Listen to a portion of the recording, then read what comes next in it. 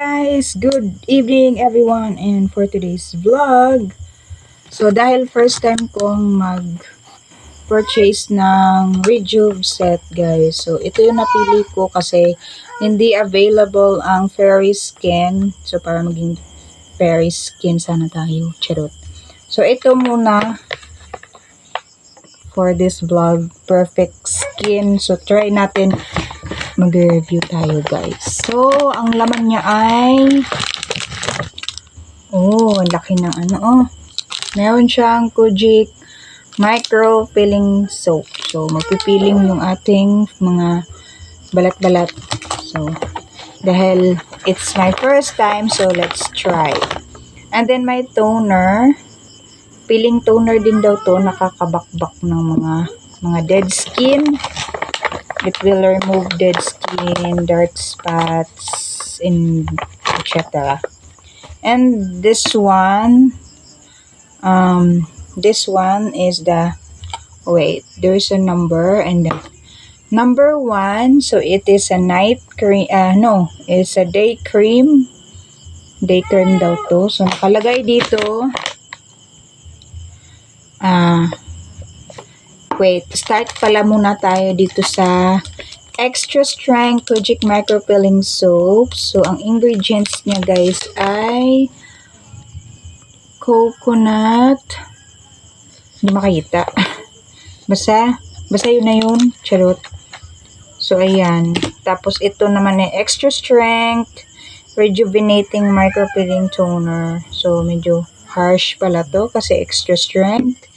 And then number 1 na extra strength advanced UVA plus UVB plus anti-radiation sunblock gel cream SPF 45. SPF 45 daw siya. And then this one, the 2 is extra strength skin renewing night cream. So ayan, hindi ko nabasahin yung mga ingredients kasi masyado maliit. Hindi ko makita. Ayan. So, ayan na guys. So, let's do this. So, ito yung muna ang ating gagamitin. Facial wash muna tayo. So, dahil malaki ang sabon, so kailangan natin siyang hatiin para, para tipid. 'Di ba? Actually guys, it's worth 200 pesos. So, maghihilamos muna ako. Let's see. Teka lang, ay mabuksan.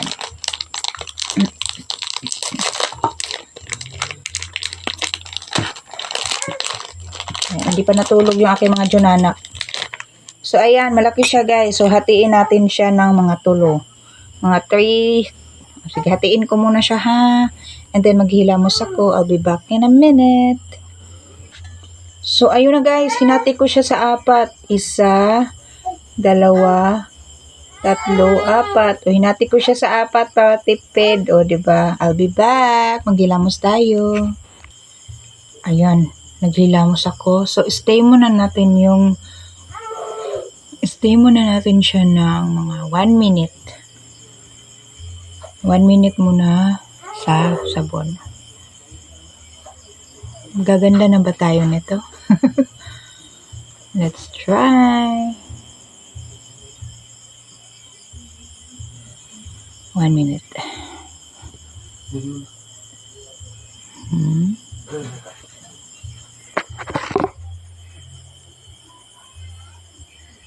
Ayan siya. Baka yung mukha lang natin yung puputi ha. Tapos, hindi siya sige, stay lang natin siya ng mga 30 seconds. Huwag na lang 1 minute kasi parang masyadong matagal.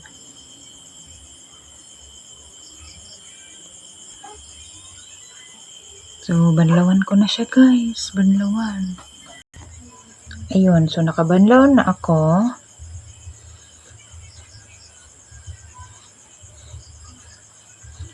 So, punasan lang natin ng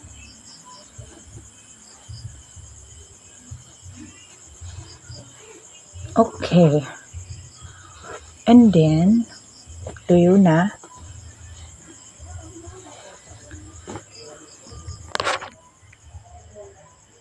Dahil yan sa ilaw. Actually guys, wala akong pimples. Pero madami akong scars dahil sa pimples. And then, let's try this.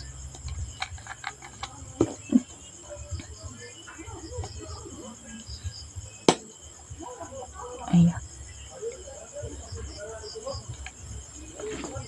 Hindi talaga ako mahilig magpahit-pahit ng mukha.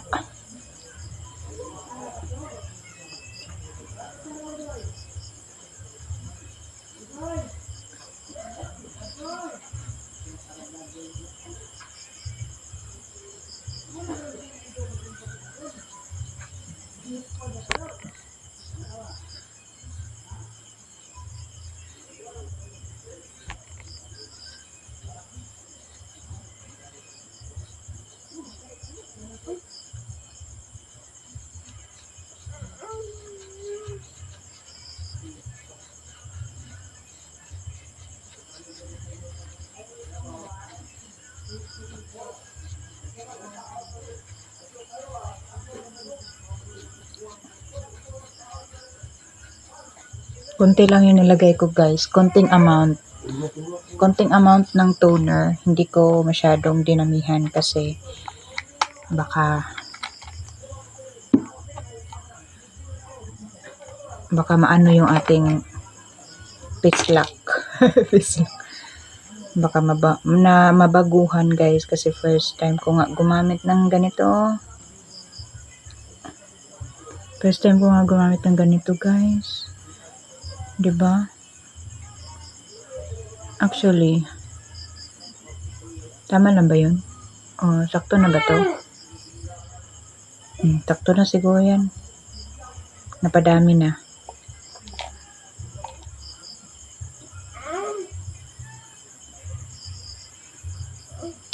Napadami. Ano ba 'yan?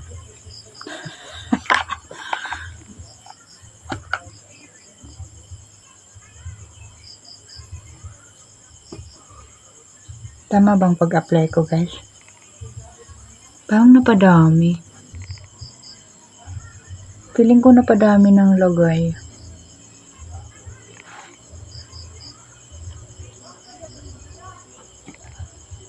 What do you think?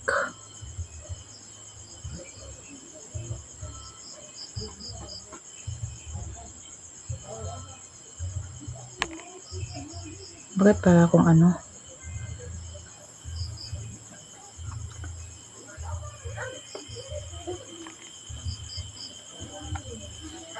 Sa tingin ko napadami yung paglagay ko. No? Kasi pumunti yung aking mukha. Tama ba yung nilagay ko? Dito.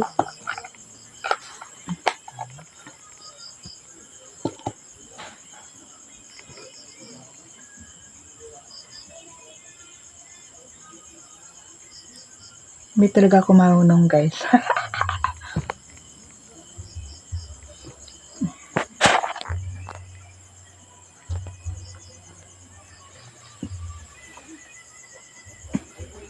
Yung camera. Mas maganda sa umaga. Para makikita talaga. Yan.